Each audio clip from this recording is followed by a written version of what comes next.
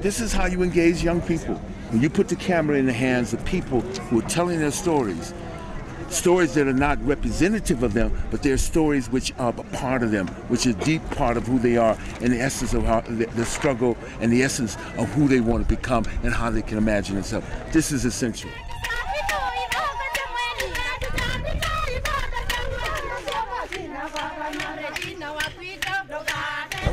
We talk about democracy, and we talk about stories, and we talk about how stories validate us. Media, film has a way of validating us.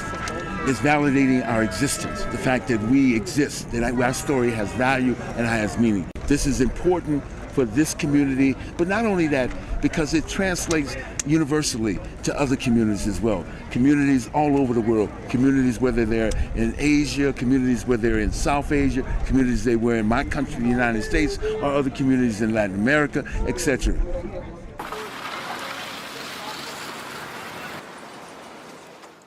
This is how you engage young people.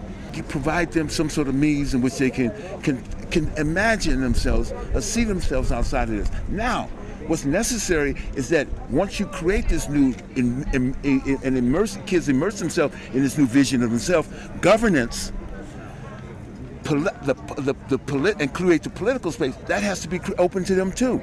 You have to provide them with opportunities to realize what they can be and who they can be. If you're not doing that, then all this is for naught. If the governance and if politicians and if this country does not provide this space, that means that it has to find another way in which not only the voices are heard, but the means to take people out of the situation, to take them out of the slums, and have them make vital contributions to the society. They have to play a part in that. Those people who have power, those people who have resources to change it, they have to go about changing it. Really make these issues and the future of these young people a part of what Kenya has to look forward to.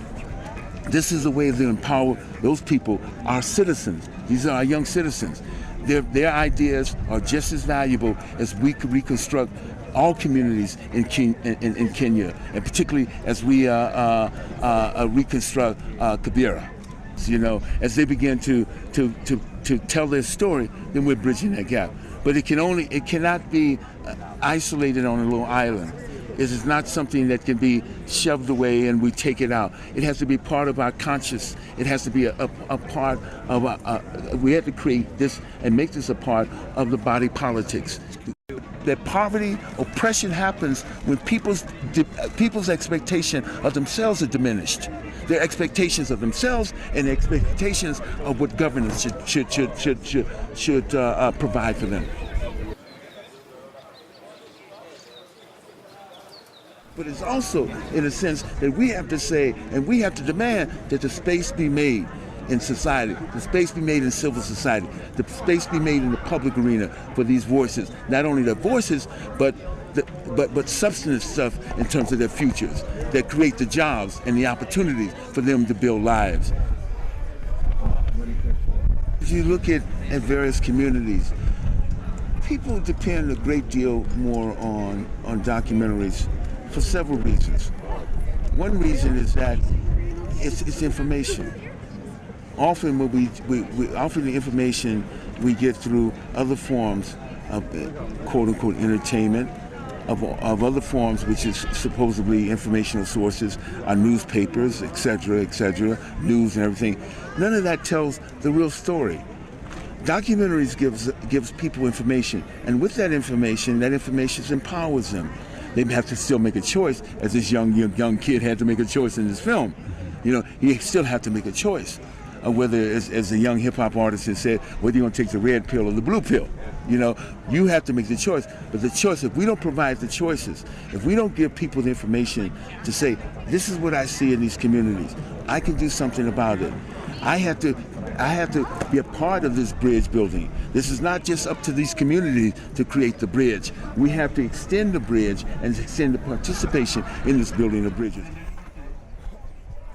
We have the technology to end poverty. We have that technology. We have the capability. Do we have the will to do that? You know, or do they become even more marginalized or silenced in this whole process? We have the capability to do that. We have these documentaries. When young people, when people begin to imagine themselves through documentaries and see themselves and present their images to the world, that's how we get political action moving. But that's not only where we get political action moving. That's how we get people moving.